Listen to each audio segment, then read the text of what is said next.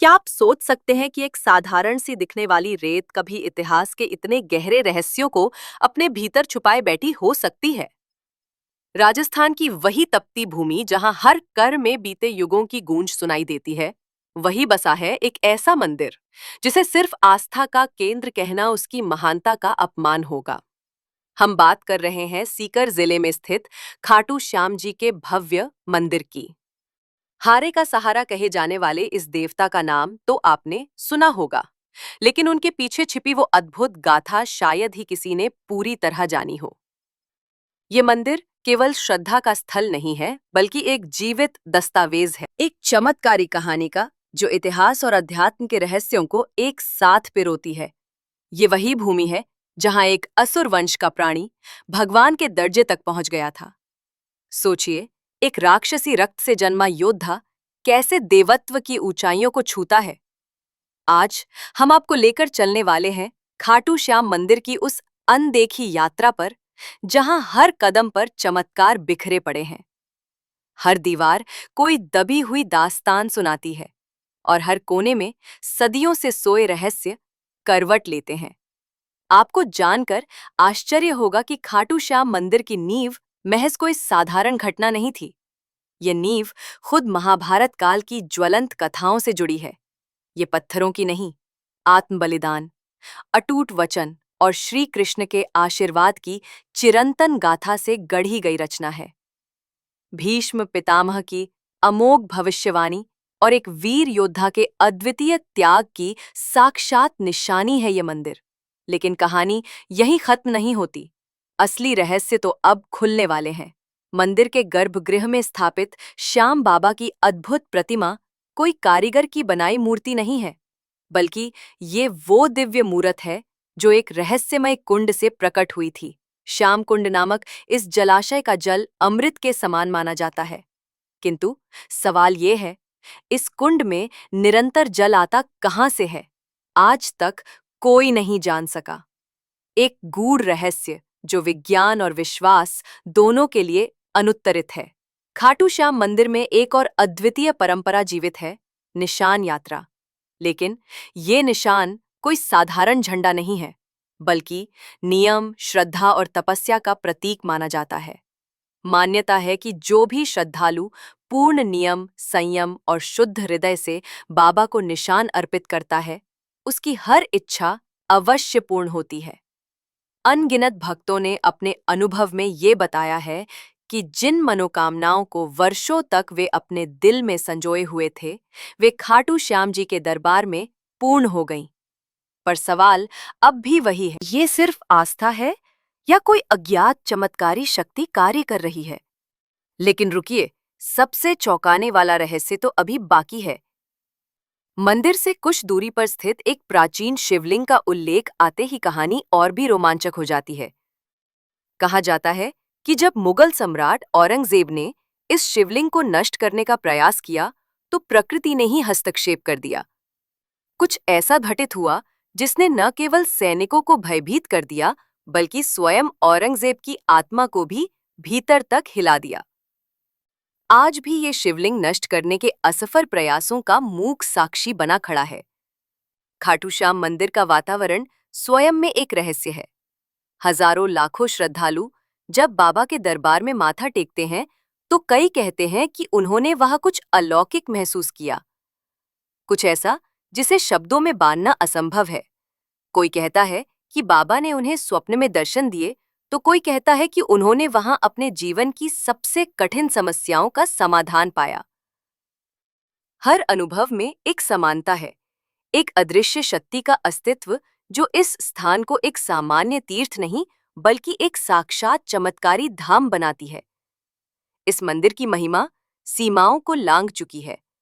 America, England, Australia जैसे सुदूर देशों में बसे भारतीय ही नहीं, बल्कि अन्य विदेशी भक्त भी हर साल खाटू श्याम जी के दरबार में निशान लेकर पहुंचते हैं।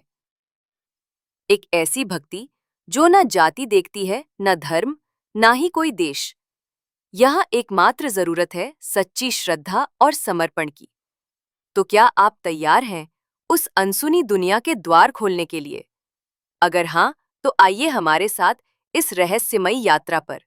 जहां हर मोड़ पर इतिहास की परछाइयां, हर कदम पर भक्ति की दिव्यता और हर क्षण में किसी अदृश्य शक्ति का स्पंदन आपकी आत्मा को छू जाएगा।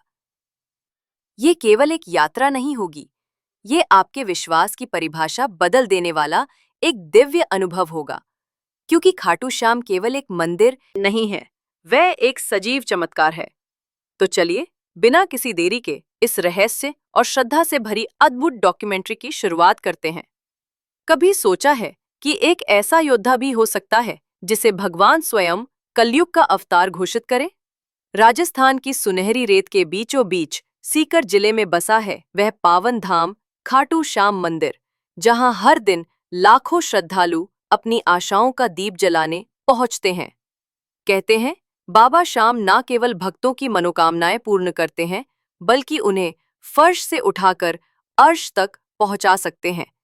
पर क्या आप जानते हैं कि इस दिव्य शक्ति के पीछे की कहानी महज श्रद्धा का विषय नहीं, बल्कि महाभारत काल की एक ऐसी दास्तान है जो अद्भुत बलिदान और ईश्वरीय वरदान की मिसाल है। पौराणिक ग्रंथों के अनुसार खाटू श्याम जी पांडुपुत्र भीम के पौत्र अपने अद्वितीय पराक्रम और भक्ति से श्री कृष्ण का हृदय जीत लेते हैं।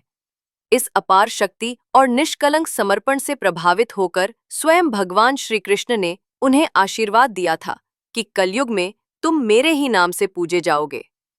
लेकिन यह आशीर्वाद यूं ही सहजता से नहीं मिला था।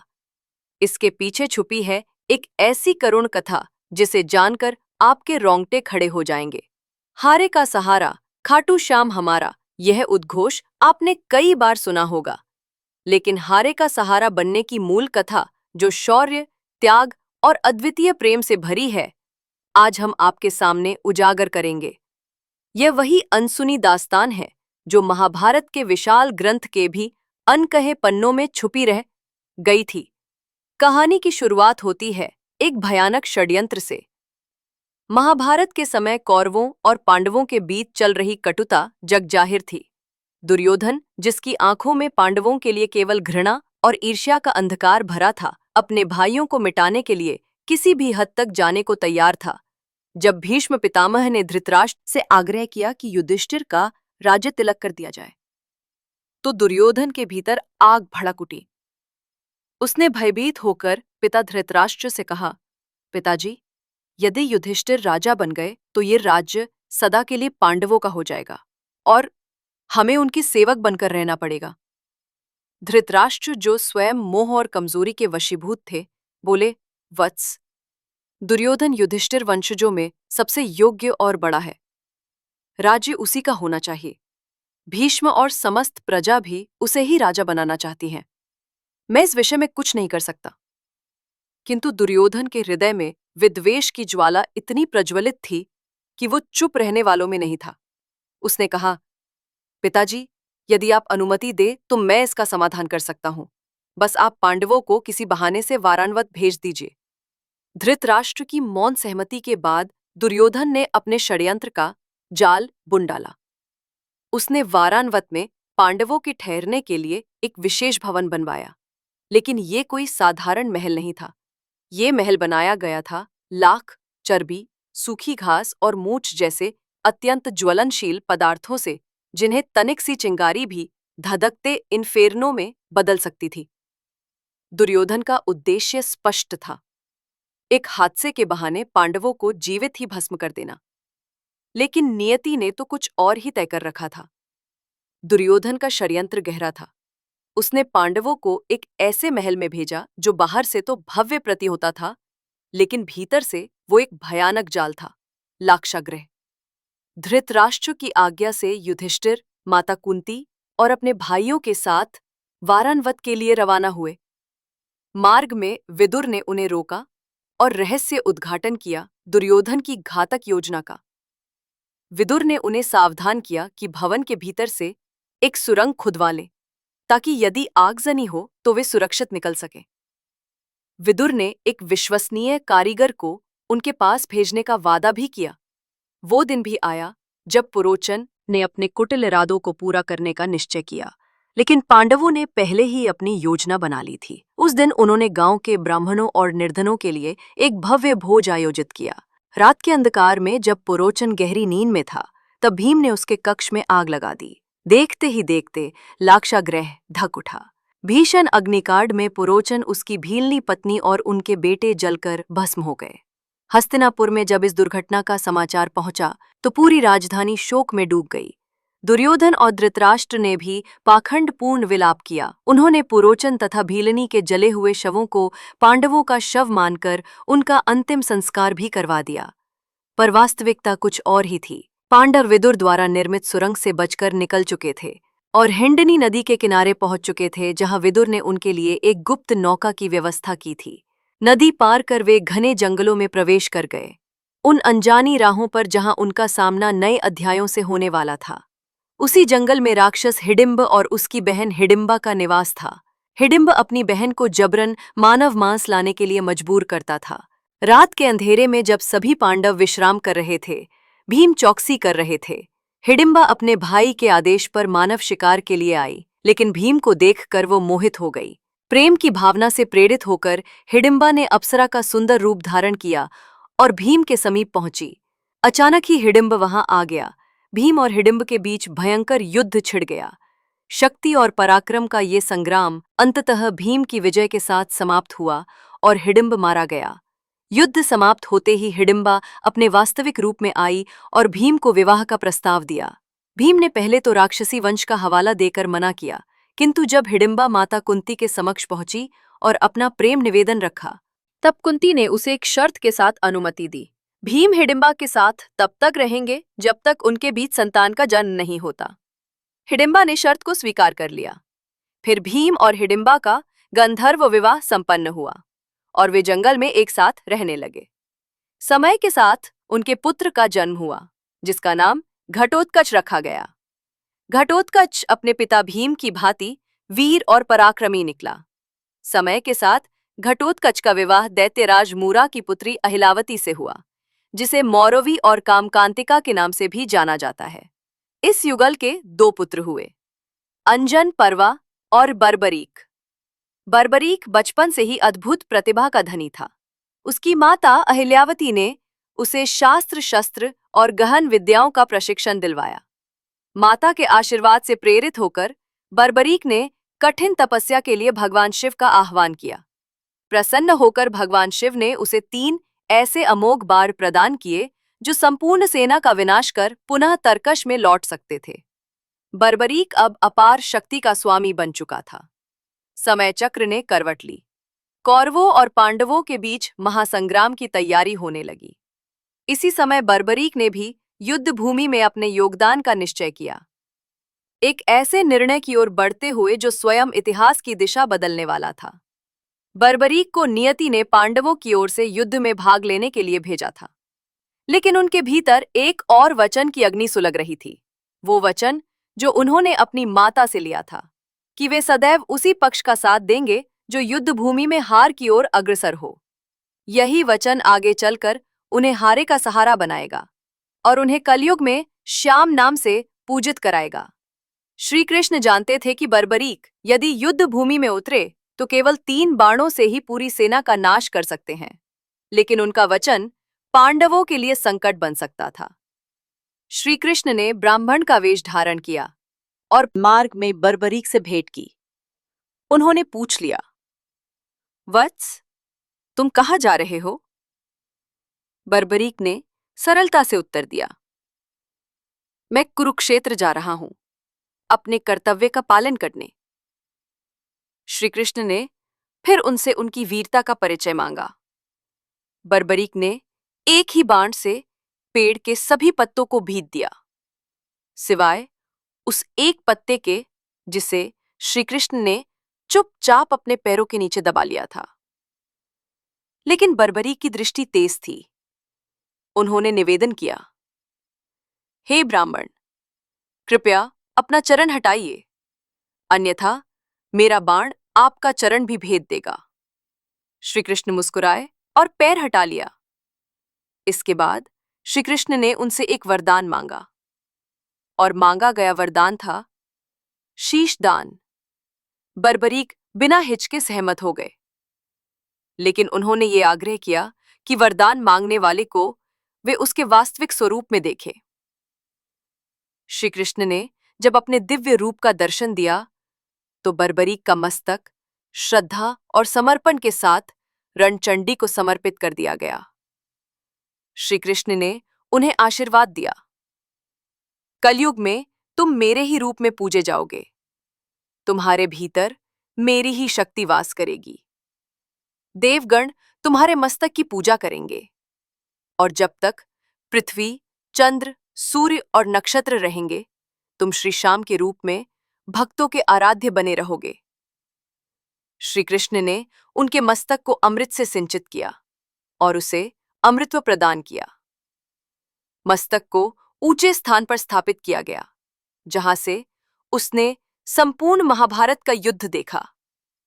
युद्ध का निर्णय भी इसी मस्तक के साक्ष्य पर आधारित था।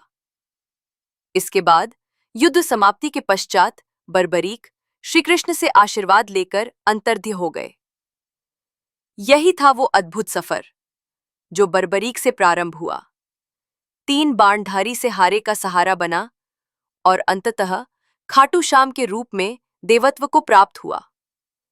लेकिन यह यात्रा यही समाप्त नहीं हुई, क्योंकि जिस खाटू श्याम मंदिर में आज लाखों भक्त श्रद्धा से शीश नवाते हैं, उस मंदिर की स्थापना की गाथा भी कम रहस्यमयी और उलझी नहीं रही है। मंदिर के निर्माण से जुड़ी कथा अपने आप में चमत्कारों से भरी हुई है और अब इस वीडियो में हम आपको उस इतिहास की ओर लिए चलते हैं। लेकिन उससे पहले, यदि ये कहानी अब तक आपके हृदय को छू गई है तो वीडियो को एक लाइक दें, कमेंट में जय श्री खाटू श्याम जरूर लिखें और चैनल को सब्सक्राइब करें ताकि आपको ऐसे ही दुर्लभ और पवित्र मंदिरों से जुड़ी कहानियां मिलती रहे। अब आइए आगे बढ़ते हैं इस रहस्यमयी यात्रा की अगली कड़ी की ओर, क्योंकि जब समय मौन होता है तभी इतिहास बोलता है। एक इतिहास जो सदियों से राजस्थान की रेत में दबा हुआ है, आज भी अपनी सांसें लेता है। ये खाटू श्याम के प्रकट होने की वो रहस्यमयी कहानी है जिसमें ईश्वर की उपस्थिति ने किसी ग्रंथ या कल्पना में नहीं, बल्कि धरती पर एक जीवंत संकेत के रूप में स्वयं को प्रकट किया। राजस्थान के सीकर जिले का एक सामान्य सा गांव खाटू का भी एक साधारण नाम था। ना कोई विशेष धार्मिक पहचान, ना ही कोई तीर्थ का स्वरूप। लेकिन एक दिन इस शांत गांव में कुछ ऐसा घटा जिसने इसे आस्था और रहस्य का केंद्र बना दिया। गांव के समीप एक स्थान पर एक गाय रोज चढ़ने जाया करती थी, पर उस दिन जैसे ही वो गाय एक विशेष स्थान पर पहुंची, उसके थनों से बिना छुए स्वयं दूध टपकने लगा। ये दृश्य जिसने देखा वो न केवल चकित रह गया, बल्कि भय और भक्ति दोनों में डूब गया। ये कोई सामान्य घटना नहीं थी, ये मानो धरती के भीतर छिपे ईश्वर की पुकार थी। जब ये बात गांव में फैली तो लोगों ने उस स्थान को खोदने का निर्णय लिया और जैसे ही धरती की परतें हटनी शुरू हुई, वहां से जो वस्तु निकली वो केवल मिट्टी में दबा एक टुकड़ा नहीं था, वो था एक दिव्य सिर, एक मुखाकृति जो मानो युगों से पृथ्वी की गोद में विश्राम कर रही थी। ये रहस्यमयी मस्तक जिसकी आभा से पूरा गांव भर गया, अब सामने था। गांव वालों ने इस सिर को पूरी श्रद्धा से उठाकर एक ब्राह्मण को सौंपा। ब्राह्मण ने कई दिनों तक उसकी विधिवत पूजा की, ईश्वर से मार्गदर्शन की प्रतीक्षा करते हुए, और फिर वह उत्तर आया, एक दिव्य स्वप्न के रूप में। स्वप्न मिला खाटू के तत्कालीन शासक राजा रूप सिंह चौहान को। उस स्वप्न में उन्हें स्पष्ट आदेश मिला, इस दिव्य सिर के लिए एक भव्य मंदिर का निर्माण किया जाए ताकि यह युगों तक पूजित हो सके। राजा ने उस दिव्य आज्ञा का पालन किया और सन देश 27 ईस्वी फाल्गुन शुक्ल एकादशी के दिन विधि पूर्वक उस दिव्य मूर्ति की प्रतिष्ठा करवाई। एक भव्य मंदिर का निर्माण हुआ जो आगे चलकर न केवल खाटू गांव की पहचान बना, बल्कि लाखों भक्तों की आस्था का धाम बन गया। समय की धारा बहती रही, पर यह मंदिर यहीं रुका नहीं। सन 1720 ईस्वी में मारवाड़ के तत्कालीन शासक के आदेश पर दीवान अभय सिंह ने इस प्राचीन मंदिर का जीर्णोद्धार करवाया। वही जीर्णोद्धार आज खाटू श्याम मंदिर को उसकी वर्तमान भव्यता प्रदान करता है। मंदिर का गर्भगृह, जहां श्याम बाबा की प्रतिमा विराजमान है, वह मूर्ति एक अत्यंत दुर्लभ पत्थर से निर्मित है। आज भी उसकी आभा वही अलौकिक तेज बिखेरती है, मानो बाबरीक स्वयं श्रद्धालुओं को देख रहे हों। आज खाटू श्याम केवल राजस्थान ही नहीं, संपूर्ण भारत में अनगिनत लोगों के कुल देवता बन चुके हैं। उनके मंदिरों की छाया अब सीमाओं से परे फैल चुकी है। गुजरात के अहमदाबाद के निकट लाभा गांव में स्थित खाटू श्याम मंदिर इसका साक्षात प्रमाण है। यहाँ उन्हें बलिया देव के रूप में पूजा जाता है और श्रद्धालु अपने नवजात बच्चों को उनका आशीर्वाद दिलवाने विशेष रूप से लाते हैं। यह कोई स्थान नहीं, यह एक जीवंत चमत्कार है, और यह चमत्कार तब तक जिंदा रहेगा जब तक पृथ्वी की धड़कनों में भक्ति की एक भी लय बाकी है। खाटू श्याम मंदिर केवल एक धार्मिक स्थल नहीं, बल्कि वास्तुकला की भक्ति में डूबी हुई एक जीवंत गाथा है। इस मंदिर की दीवारों, छतों और गलियारों में ईंटों ने कोई साधारण इमारत नहीं रची।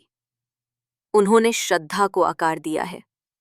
चूने की परत, सफेद संगमरमर की नक्काशी और पारंपरिक टाइलों की सादगी मिलकर इसे एक ऐसी रचना बनाते हैं जहां हर दीवार किसी अनकही आस्था की कहानी सुनाती है। गर्भगृह के शटर चांदी की जटिल परतों से अलंकृत न केवल भव्य दिखते हैं, बल्कि जैसे स्वयं श्याम बाबा की उपस्थिति को गुप्त रखते हैं।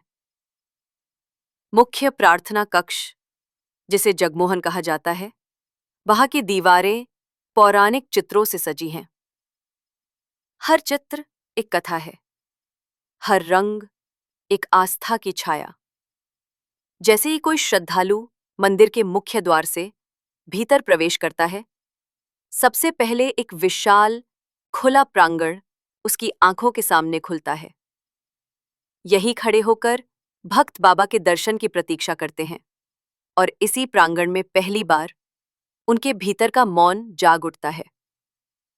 प्रांगण से कुछ ही दूरी पर स्थित है श्याम बगीची, एक सुंदर पुष्प वाटिका, जहां विशेष रूप से चुने गए पुष्प ही बाबा को अर्पित किए जाते हैं।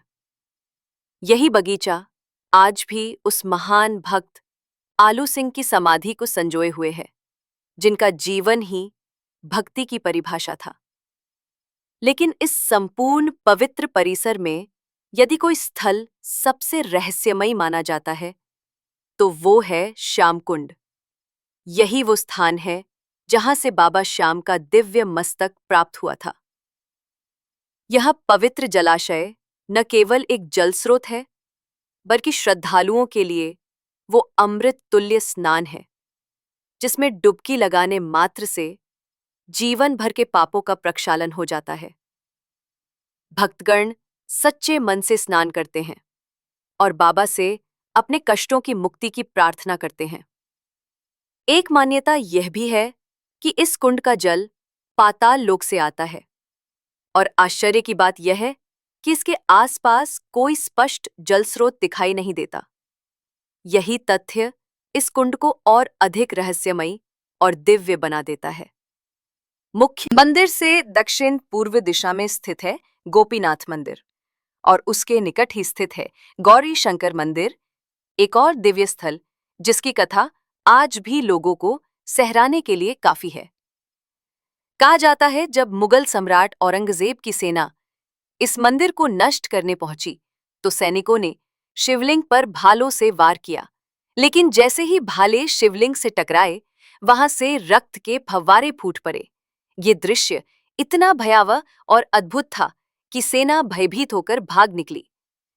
आज भी उस शिवलिंग पर वो गहरा घाव स्पष्ट देखा जा सकता है, मानो भगवान ने स्वयं अपने अस्तित्व की रक्षा की हो।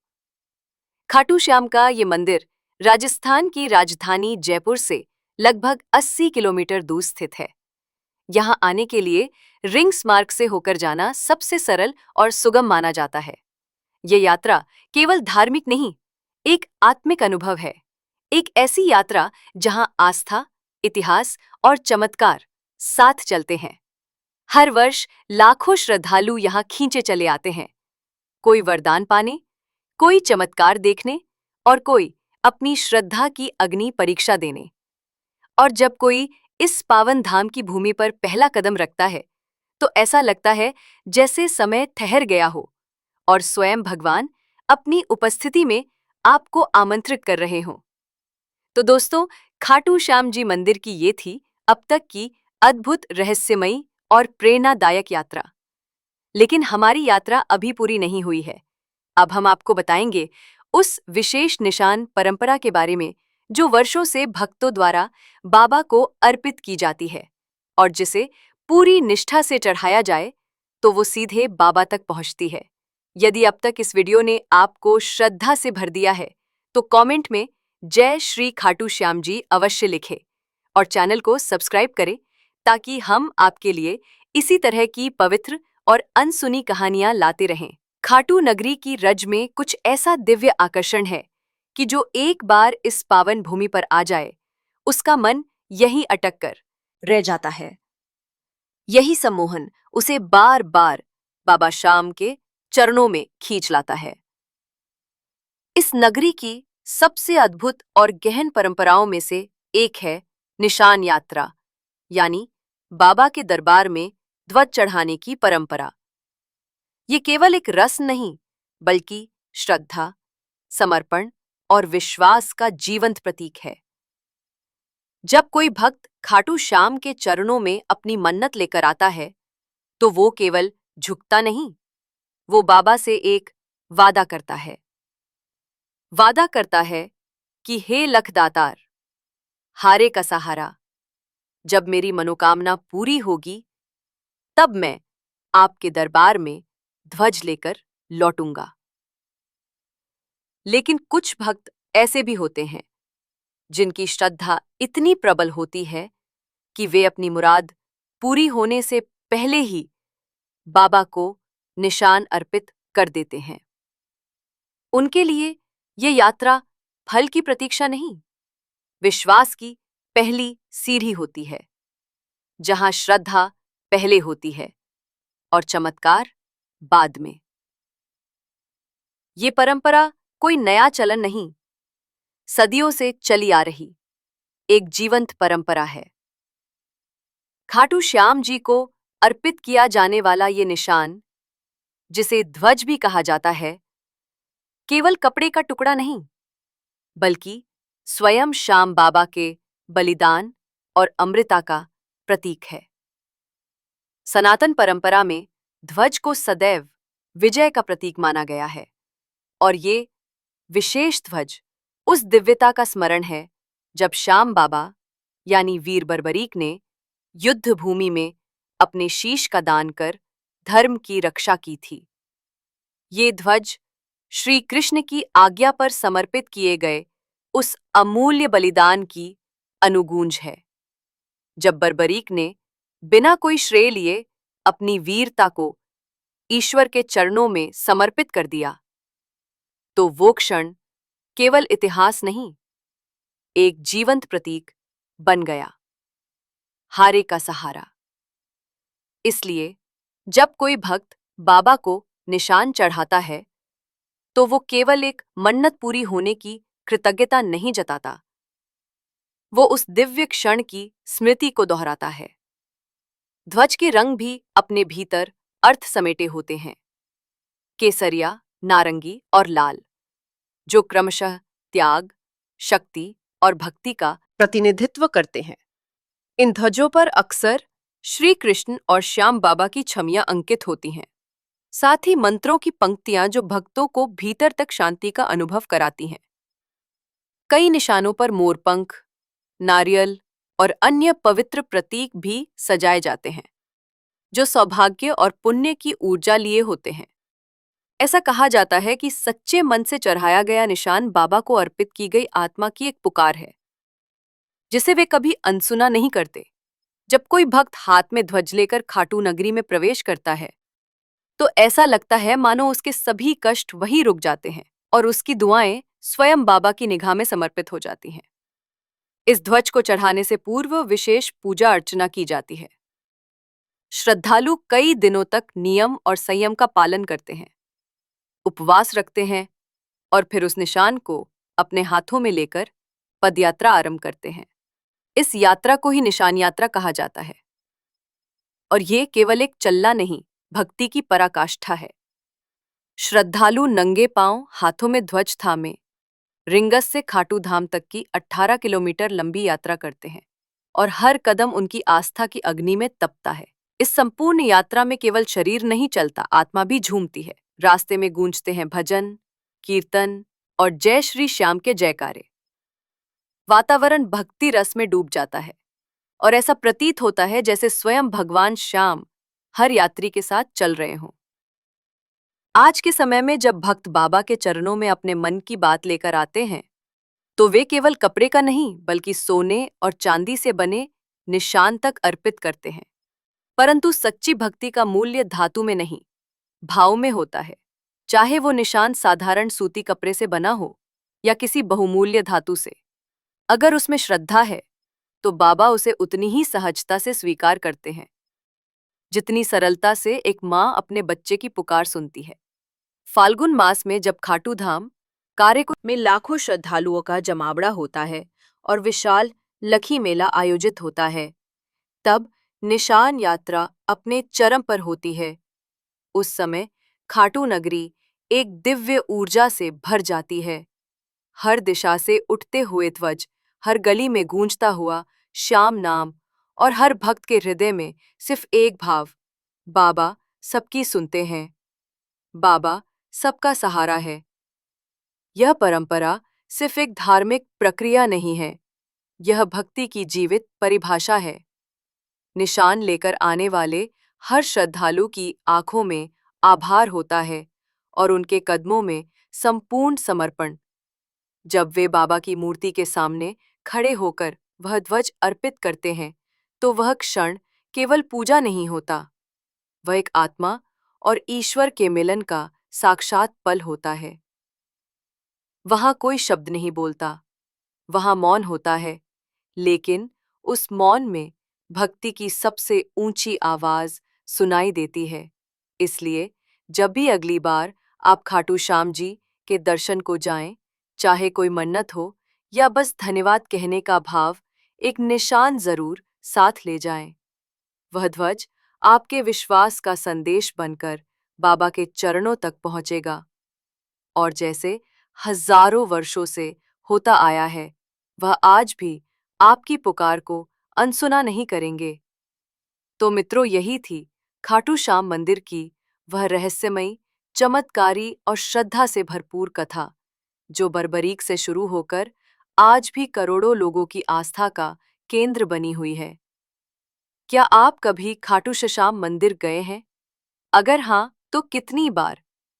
और अगर नहीं गए हैं, तो क्या आप इस दिव्य नगरी की यात्रा पर जाना चाहेंगे? हमें कमेंट में जरूर बताएं। और अगर आपको आज की यह डॉक्यूमेंट्री पसंद आई हो, तो कमेंट बॉक्स में जय श्री खाटू श्याम जी की गूंज होनी चाहिए। हम जल्द ही फिर मिलेंगे एक और नई, रहस्यमयी और दिल छू लेने वाली डॉक्यूमेंट्री के साथ। धन्यवाद।